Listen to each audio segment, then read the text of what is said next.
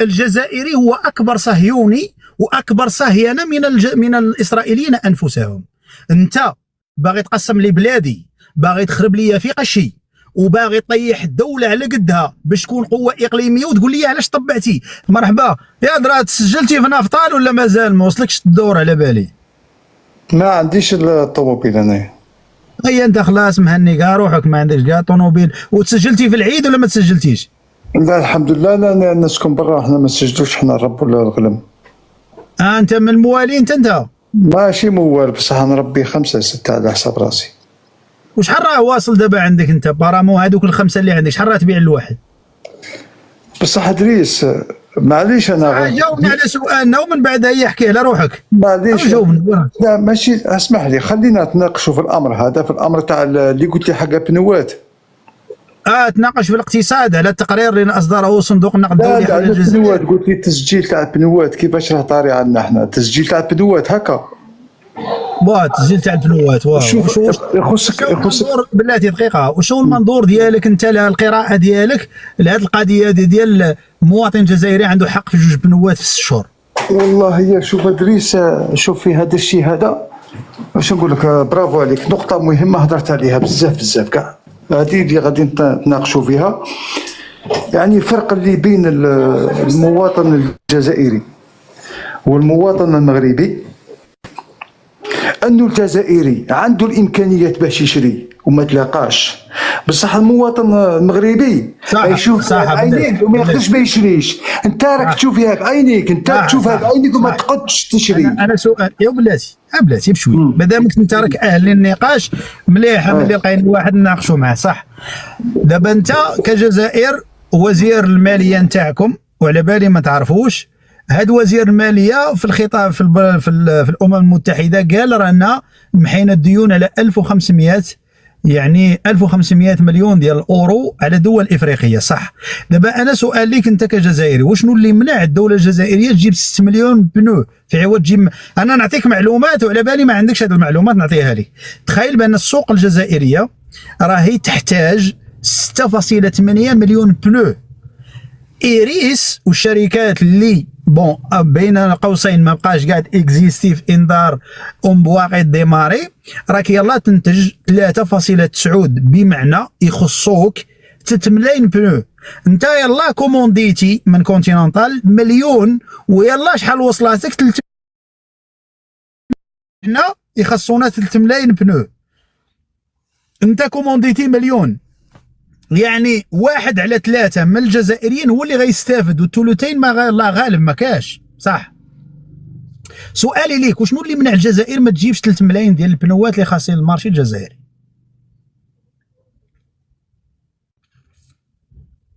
نجاوبك ما كاينش مشكل. شوف المشكله بنوات تجيب ما تجيبش، راني قلت لك القدره الشرائيه بينكم وبين الفرق بيننا وبينك.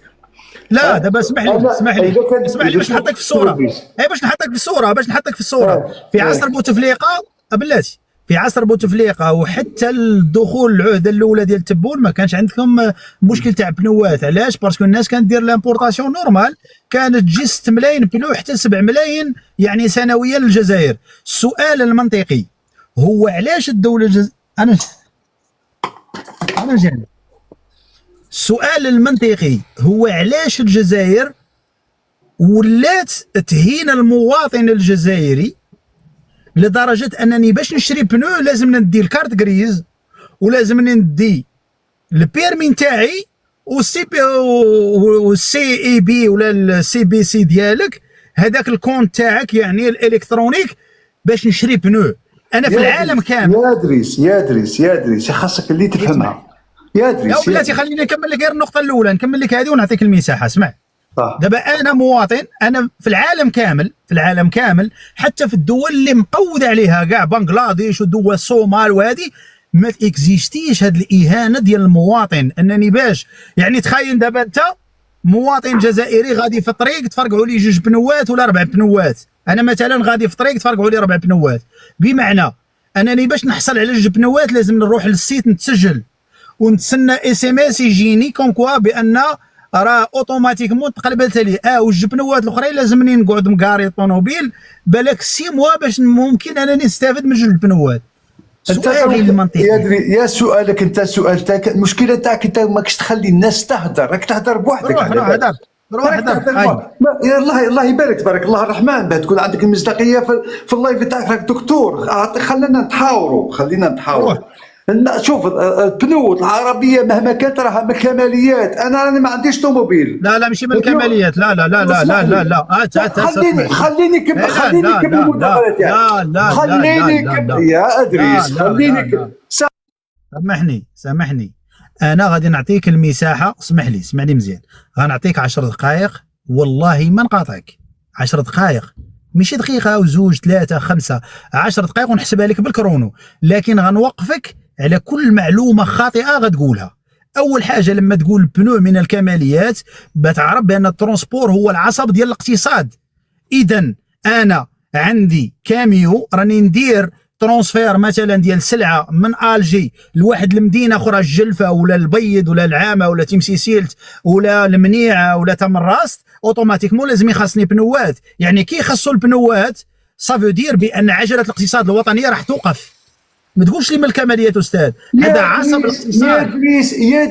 يا دريس المشكله نتاعك انه شوف اسمح لي، قال لك خلات حبيبها ممدود وراحت خلات راجلها ممدود وراحت تعزي في محمود. اهدر لي صح سيدي. اسكو الجزائر ماتوا فيها 10 ناس الدقيق على الدقيق؟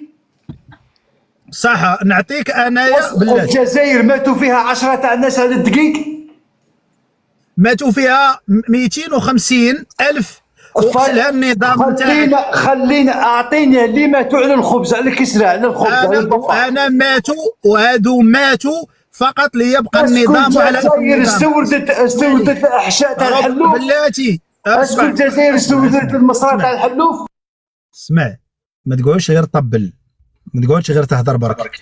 شفت اسمعني ما تبغيش الصراحه. انا غنجاوبك على المصران. صدر مايك نجاوبك على المصران. اولا انت كي تكلمتي على الموت ديال 10 اشخاص، انت كاين اللي ماتوا في الزيقو حاشاك ناس ماتت في الخرا ولم تقول شيئا مادام النظام هو اللي يقتل. حادث مرور.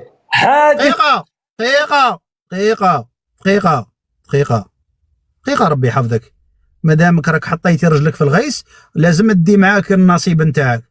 اولا حادث مرور السبب ديالو النظام. علاش؟ لان السيارات اللي راهم غاديين والحافلات راهي مهترئه، ولو كنت راجل انت اوطون كو الجيريا هذاك سي سعيد سعيود ما لازموش يبقى وزير، لازمو يمشي للحبس، لانه هو اللي ما جابش والناس ما جابش حافلات، ما صوبش طريق وما جابش بنوات. لذلك شفنا الناس حاشاك وحاشا قدرك وحاشا الناس اللي ماتوا، شفنا الناس تموت في الخرا.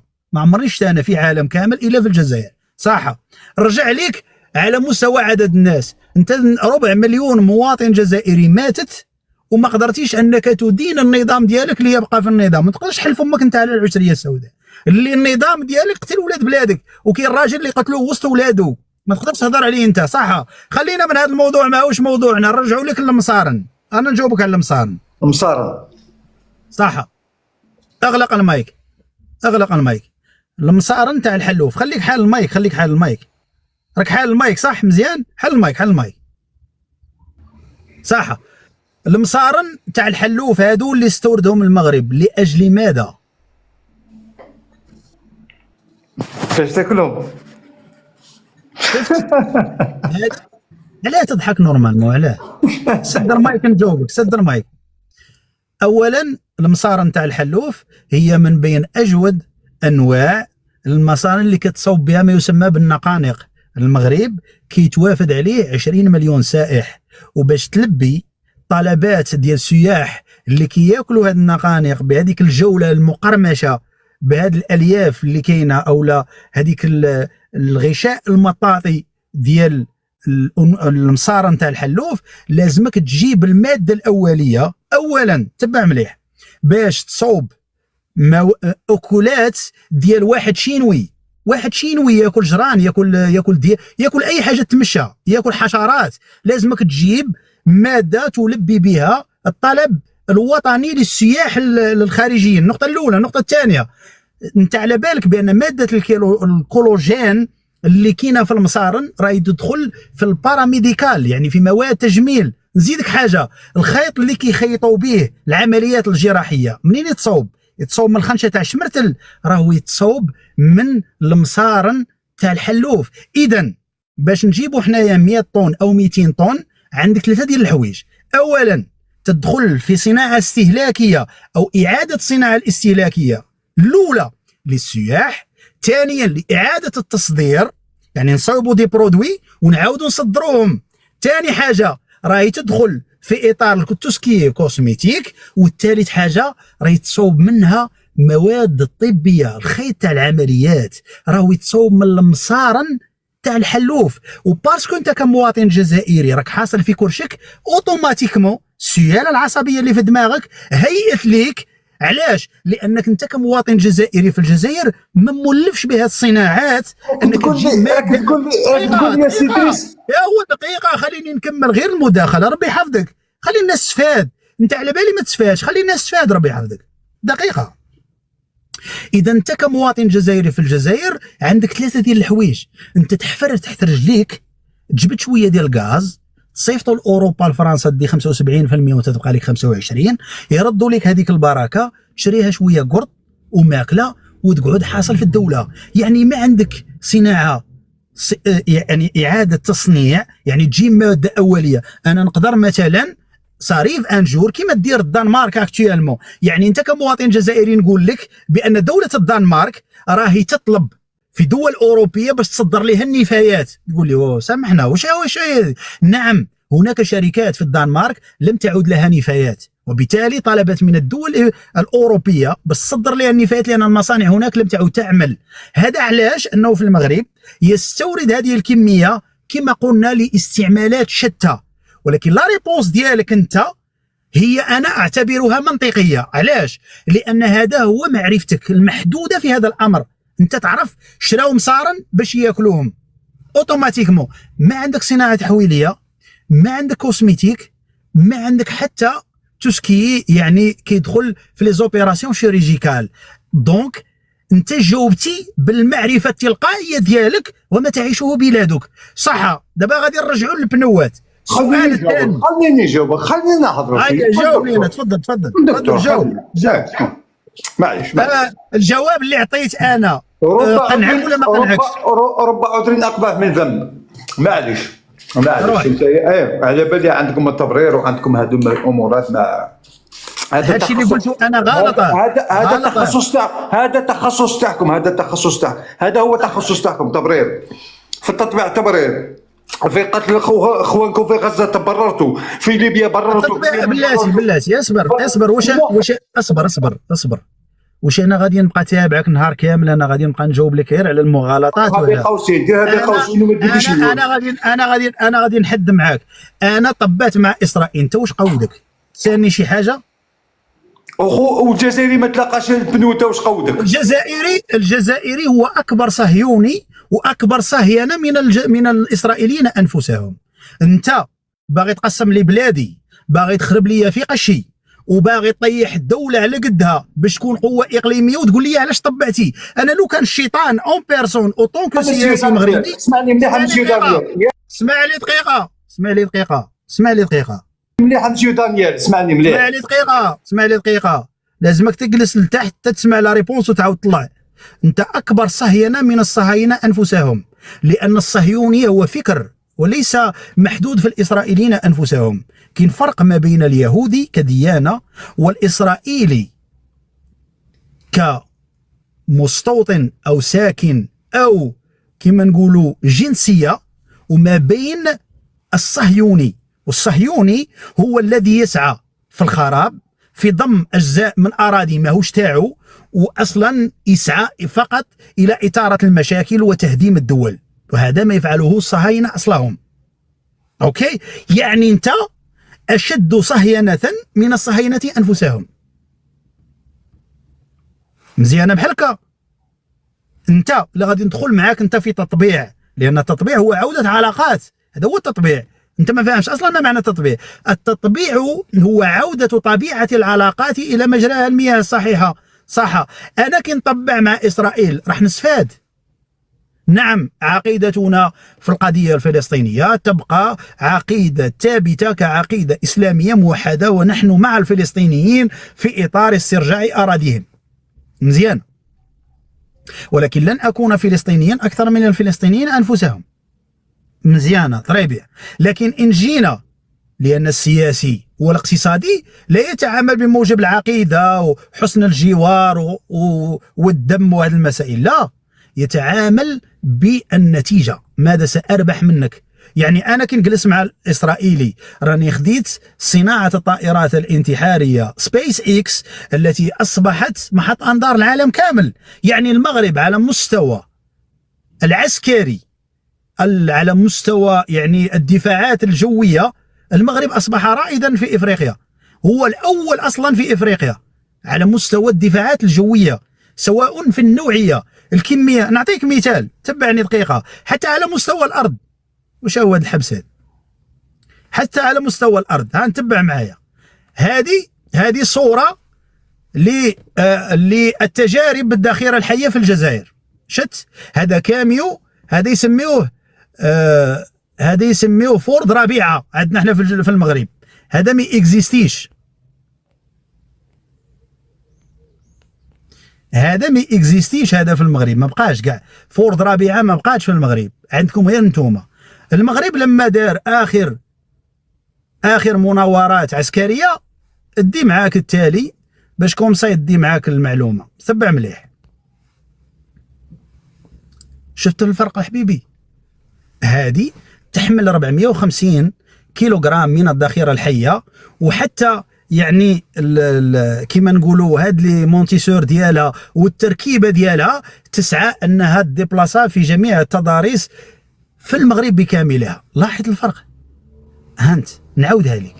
هانت باش درتي تجارب على مستوى الذخيرة الحية، ها المغرب باش دارها. ما تحتاج كيو اي كبير باش تفهم، سهلة. هذا هو الفرق. الفرق هو أنني أنا ننتج طائرات انتحارية مسيرات اللي من بينهم برقدار التركية. يعني التركي انت يجي يخرب لك في دارك، يدي لك الصرف تاعك، يستثمر ويدي كاع رزقه، وفي الاخر تروح تشري من عنده تاع البراوط. انا الاتراك جاو داروا مصنع عندي لصناعة برقدار. سؤال منطقي اللي طرحه على نفسك، علاش ما عطاوهاش ليك مادامك انت الحليف الاول ليهم وعطاو للمغاربه؟ باسكو كاين هذا يتسمى دراع. انت مش تاع الخدمه، انت تاع ماكله، انت تاع قرط، انت دوله عباره عن تعاونيه. شفت؟ لما تجي تقارن راسك بيا انا، لاحظ المستوى كبعد السماء عن الارض استاذي. ما لازمكش تناقش كاع على مستوى ونمشيو حتى كما الاخ اللي يتكلم على مروحيات الاباتشي، مازال ما عندكش.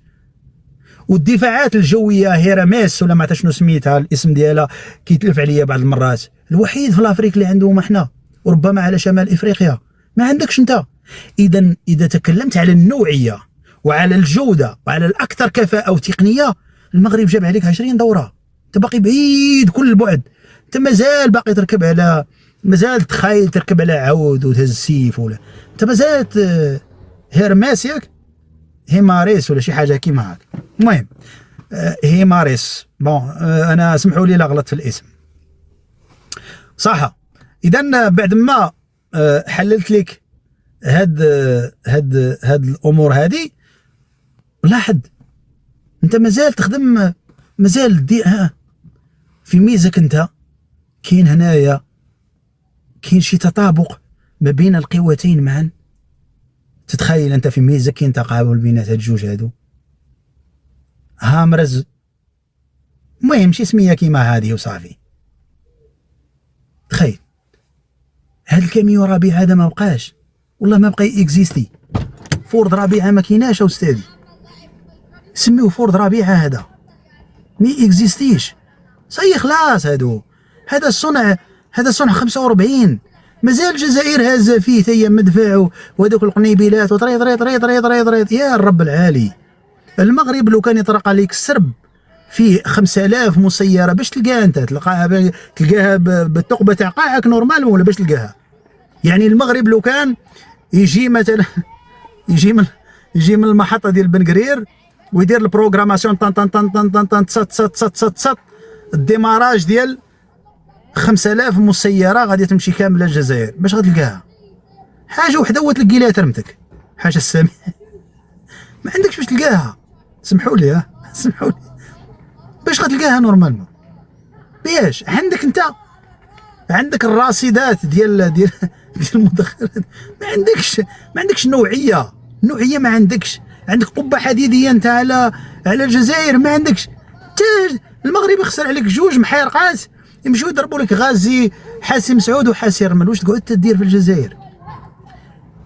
الروبيني الوحيد باش تقوت انت في الجزائر سميتو حاسي مسعود حاسي رمل.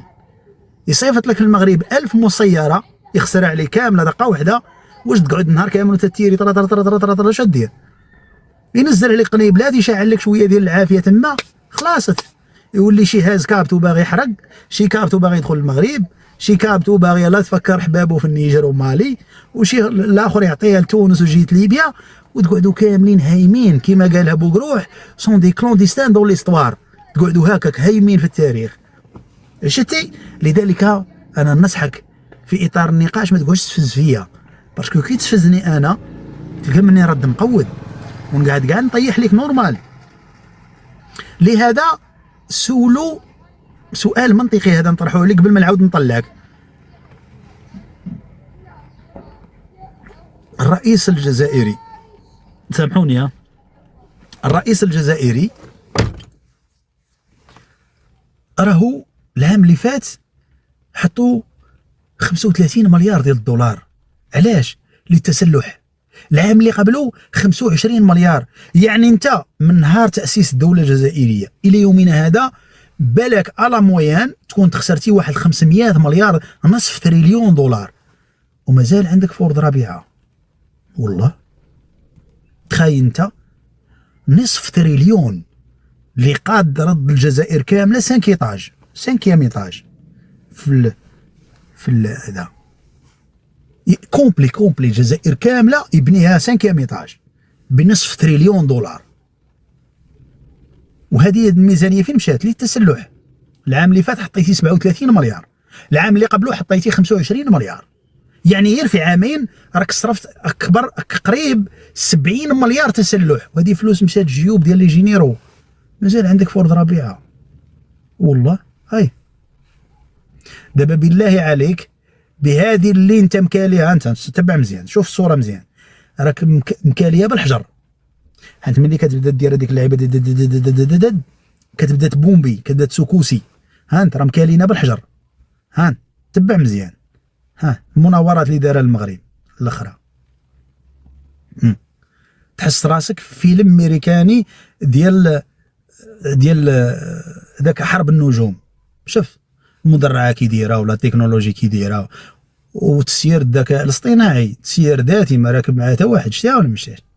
شي نوعيه كي دايره فيق، تحس براسك ماد ماكس داك الشيء ديال ماتريكس.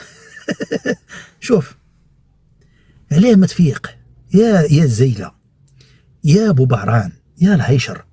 راه هاد اللايفات اللي كندير لك انا غير باش تخرج من القلبه.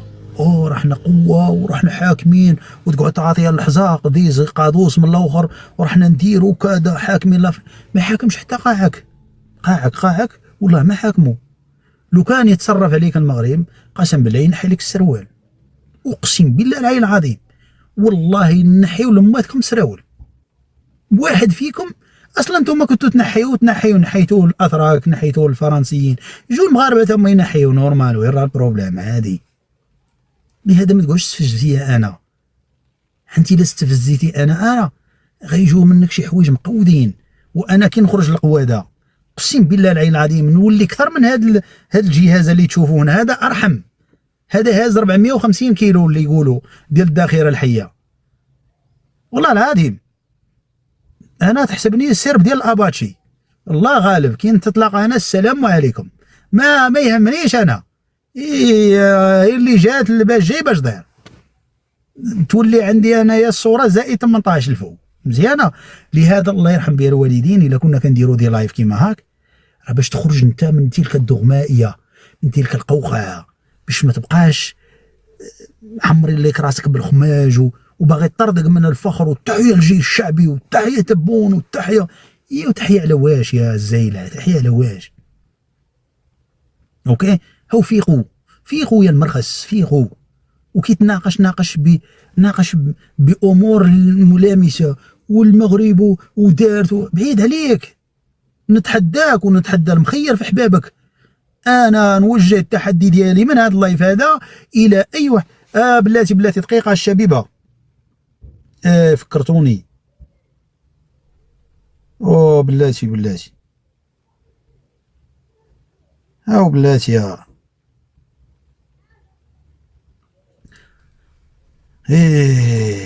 اعطوني دقيقه الله يجزيكم بخير.